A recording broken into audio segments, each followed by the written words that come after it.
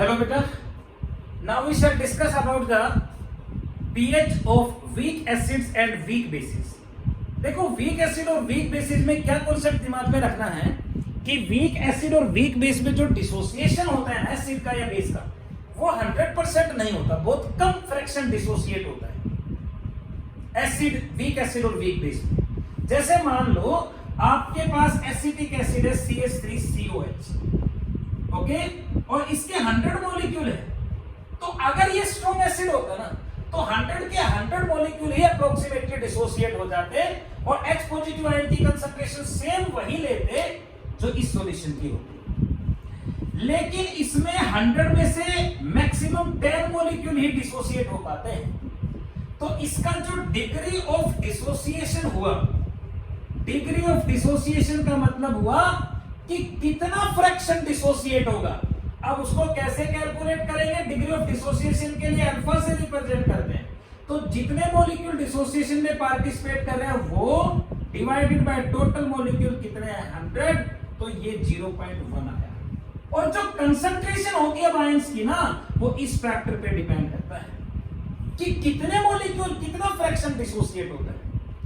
तो एक्चुअली अगर हम pH of weak acids and weak bases की बात करें तो what I can say कि the concentration of H positive and OH negative ions in weak acids and weak bases respectively, मतलब H positive ion की concentration week acid में और OH negative की कंसंट्रेशन वीक बेस में किस पे depend करती है? That depends upon degree of dissociation. कितने मॉलिक्यूल डिसोसिएट होंगे, कितना फ्रैक्शन डिसोसिएट होगा, उस पर डिपेंड करती है आयंस की कंसंट्रेशन। और एक्चुअली ये डिग्री ऑफ डिसोसिएशन होता है क्या बेटा? डिग्री ऑफ डिसोसिएशन का मतलब fraction. Degree of dissociation alpha से रिप्रेजेंट करते हैं DOD, that degree of dissociation. Degree of dissociation का मतलब होता है कि fraction of total number of molecules of electrolyte और salt which take part in dissociation. Total molecules का कितना फ्रैक्शन डिसोसिएशन में पार्टिसिपेट करेगा उसको कहेंगे डिग्री ऑफ डिसोसिएशन, यानी fraction of total number of molecules of electrolyte. Actually acid और base electrolyte ही होते हैं। इलेक्ट्रोलाइट का मतलब वो सब्सटेंसेस जो एक्वस सॉल्यूशन में जाके आयंस में डिसोसिएट हो जाएंगे। तो total number of molecules of electrolyte का फ्रैक्शन, और कौन सा fraction? Which take part in dissociation, that is known as degree of dissociation.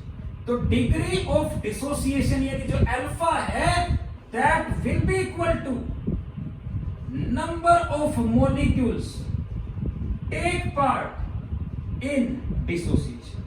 जितने मॉलिक्यूल डिसोसिएशन में टेक पार्ट करेंगे वो divided by total number of molecules, that will be the degree of dissociation. मान लो 20 molecule dissociation में participate कर रहे हैं, total 100 molecule थे, तो 1/4 हो गया भाई fraction. 0.25 is the degree of dissociation. और आयंस की जो कंसंट्रेशन है वो डिग्री ऑफ डिसोसिएशन पे ही डिपेंड करती है। अब जैसे मान लो मेरे पास कोई भी वीक एसिड है, एसिटिक एसिड, और आपको पता है कि ये एसिड डिसोसिएट होगा, इक्विलिब्रियम वे में डिसोसिएट होता है, तो डिसोसिएट होगा acetate ion plus H positive. अब देखो जब डिसोसिएशन ही नहीं हुआ है, इनिशियली टाइम 0 है, डिसोसिएशन हुआ ही नहीं है, तो मैंने इसका 1 मोल मान लिया, ये डिसोसिएट, ओके, दिस इज 1।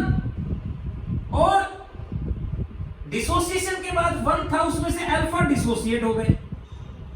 तो जितने डिसोसिएट हुए हैं अल्फा डिसोसिएट होने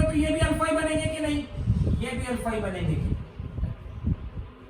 जितने डिसोसिएट होंगे उतने ही तो बनेंगे बेटा ये, नहीं तो 1 नहीं, 1 थे शुरू में लेकिन ये तो अल्फा आ गया। अब 1 की जगह अगर मैं इसकी कंसंट्रेशन को C ले लेता हूं ना बेटा, तो ये रह गया C और -C कंसंट्रेशन के अल्फा मॉलिक्यूल डिसोसिएट हो गए। ये कंसंट्रेशन है C, तो इस कंसंट्रेशन के अल्फा मॉलिक्यूल डिसोसिएट हो गए, तो C अल्फा डिसोसिएट हुए, तो ये भी C अल्फा बने और ये भी C अल्फा बने।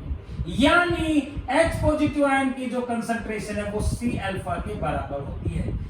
वीक एसिड्स की अगर मैं बात करूं तो किसी भी वीक एसिड में H पॉजिटिव आयन की जो कंसंट्रेशन है that will be equal to C alpha, वो C अल्फा के बराबर होगी। वीक बेस की अगर हम बात करें तो वीक बेसिस में भी ऐसे ही होता है। OH नेगेटिव की जो कंसंट्रेशन है वो C अल्फा पे डिपेंड करती है। C जो है वो कंसंट्रेशन हो गई सॉल्यूशन की। जैसे मान लो एसिटिक एसिड 0.2 मोलर है तो H पॉजिटिव 0.2 नहीं रहेगा यार, उसके लिए 0.2 को अल्फा से डिटरमाइन करना, क्या नाम है, मल्टीप्लाई करना पड़ेगा। अगर स्ट्रॉन्ग एसिड होता तो H पॉजिटिव की कंसंट्रेशन इस कंसंट्रेशन के बराबर ही होती, लेकिन वीक है ना तो C अल्फा। और अब देखो अल्फा कैसे फाइंड आउट करेंगे, तो यही कॉन्सेप्ट ले हम, यानी एट दिस टाइम डिसोसिएशन के बाद ये कंसंट्रेशन तो रह गई आपके पास एसिटिक एसिड की, ये एसीटेट आयन की कंसंट्रेशन बन गई, ये H पॉजिटिव आयन की कंसंट्रेशन। तो जो इक्विलिब्रियम कांस्टेंट होता है K, that will be the concentration of product divided by concentration of reactant. तो प्रोडक्ट है एसीटेट आयन यानी C अल्फा, H पॉजिटिव यानी C alpha divided by the concentration of reactant. C को common ले ले, 1 minus C से C cancel, K is equal to C alpha superior divided by 1 minus alpha. और जो weak acids होते हैं, for weak acids and weak bases, alpha is very very small as compare to 1, क्योंकि weak acid और weak base का तो dissociation ही बहुत कम होता है, अभी मैंने बताया आपको। तो इस अल्फा को नेग्लेक्ट कर देंगे, therefore alpha can be neglected as compared to 1। तो ये नेग्लेक्ट कर दिया तो ये आपके पास K is equal to C alpha superior रहेगा। K जो है वो इक्विलिब्रियम कांस्टेंट, लेकिन यहां पर एसिड का डिसोसिएशन हो रहा है ना, तो इस K को कहेंगे डिसोसिएशन कांस्टेंट। अगर एसिड होगा तो K A कर देंगे, बेस होगा तो K B कर देंगे। और अब आप देख सकते हो कि अल्फा सुपीरियर किसके बराबर होगा, alpha superior will be equal to K upon C, और देयरफॉर अल्फा जो है that will be equal to K upon C और इसका स्क्वायर। यानी किसी भी एसिड के लिए अगर आपको अल्फा कैलकुलेट करना है ना, तो डिसोसिएशन कांस्टेंट होना चाहिए बेटा उसका। एसिड की बात करें, for acid alpha is equal to Ka upon C और इसका square. For base alpha is equal to Kb upon C और इसका स्क्वायर। अल्फा आएगा और फिर हम आयंस की कंसंट्रेशन कैलकुलेट करेंगे और फिर हम pH कैलकुलेट करेंगे। जैसे आपके पास for example 0.1 molar CH3COH solution और इसका Ka दे रखा 1.8 into 10 raised to power minus 4, it is the value of K।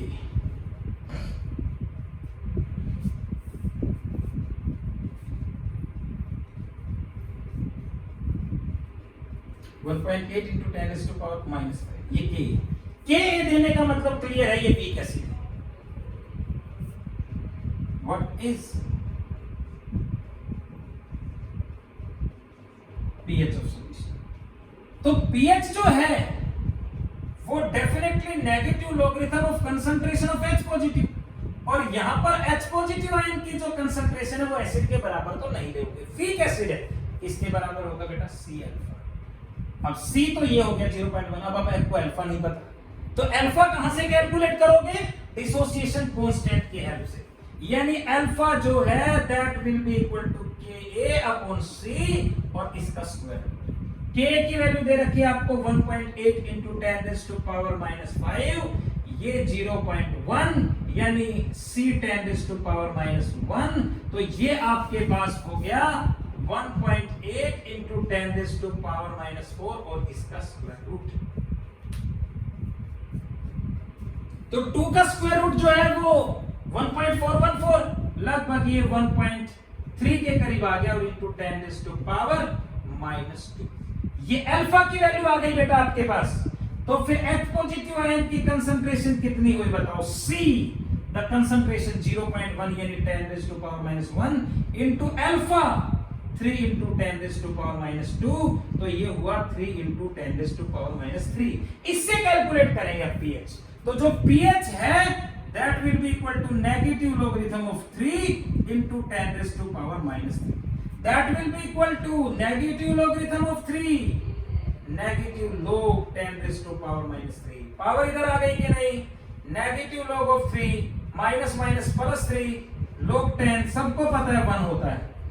तो अब आप देख लो, ये हो गया आपके पास नेगेटिव log of 3 और प्लस 3, log 10 तो 1 हो ही गया, और log 3 की वैल्यू होती है बेटा 0.47। ये आप जरूर याद करना, log 2 log 3 log 4 और प्लस 3। तो आप देख सकते हो ये 2.53 के करीब आ गई इसकी pH, बिल्कुल फाइन कर सकते हैं। तो यहां से पता लग जाएगा यार 3 है तो इसका मतलब 3 से कम है, और वो फिर ऑप्शन में देख सकते हो 2.3 इज द pH। तो वीक एसिड और वीक बेस में ऐसे ही करेंगे कि जो H पॉजिटिव आयन की कंसंट्रेशन है बेटा